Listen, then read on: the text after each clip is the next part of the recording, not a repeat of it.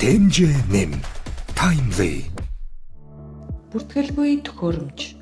Ажилтан өөрийн бүртгэлээр зөвхөн нэг төхөөрөмжөөс нэвтрэх эрхтэй бөгөөд та өөр төхөөрөмжөөс хандах үед танд дараах алдааг харуулна.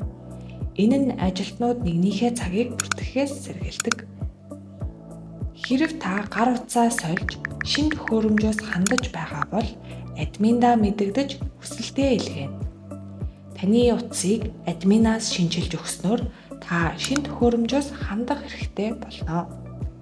Аппликейшн ашиглах зөвшөөрлүүд. Таныг аппликейшнаа татаж суулгасны дараа шаардлагатай хэдэн зөвшөөрлүүдийг асууна.